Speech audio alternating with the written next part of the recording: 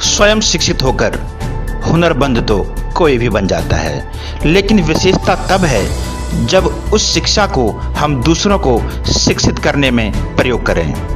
इसी बात को शास्त्रीय संगीत की विधा में चरितार्थ कर रहा है रामनगर का पाठक परिवार। एक बेहद छोटे से कस्बे में अब विलुप्त हो रहे शास्त्रीय संगीत की विधा के प्रति युवाओं में अलख जगाने की पाठक परिवार की यह पहल काबिल तारीफ है।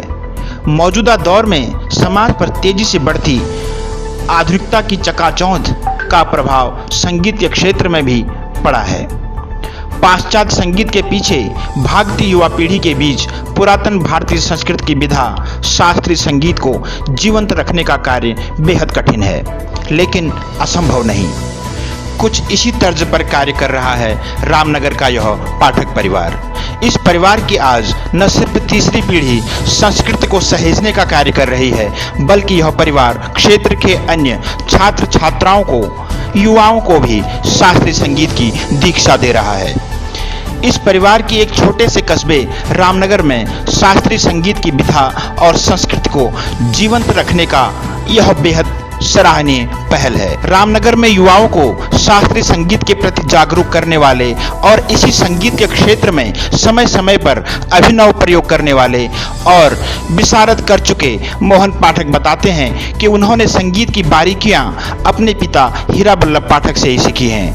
आज वयोवृद्ध हो चुके हीरा बल्लभ पाठक भी क्षेत्र के प्रमुख संगीतकार रह चुके हैं। मोहन पाठक जी बताते हैं कि वर्ष 1980 के आसपास रामनगर में मंदिरों, घरों की मंडली, भजन, कुमाऊनी होली के गायन वादन का माहौल था। उनके पिता वन विभाग में कर्मी थे तथा संगीत, विशेषकर शास्त्रीय संगीत के प्रति गहरी रुचि रखते थे।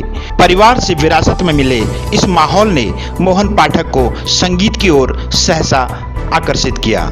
वह कहते हैं कि लगभग 14-15 वर्ष की आयु में उन्होंने शास्त्रीय संगीत के जाने माने व्यक्तित्व पंडित भीमसेन जोशी की राग दुर्गा को सुना, जो कि पर्वतीय संगीत के बेहद करीब होने के चलते उन्हें आकर्षित कर गया।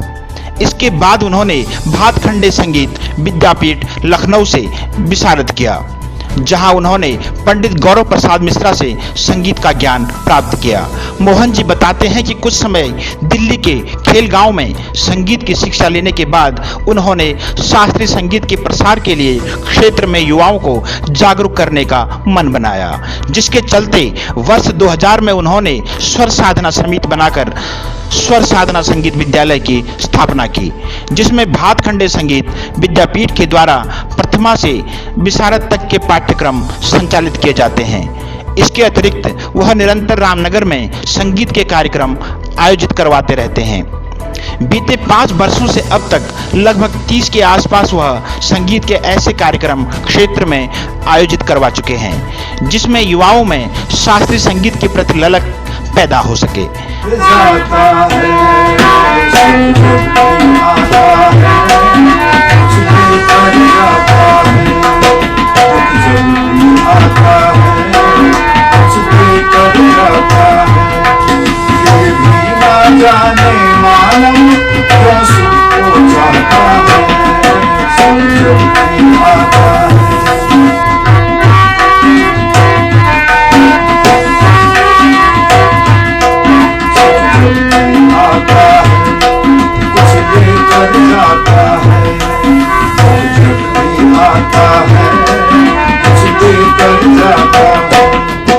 मोहन जी कहते हैं कि उनका लक्ष्य पुरातन भारतीय संस्कृति की इस विधा को भविष्य की पीढ़ियों को सौंपना है।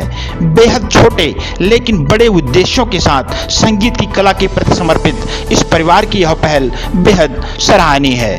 प्रतिपक्ष संवाद के लिए रामनगर से मयंक मैनाली की रिपोर्ट।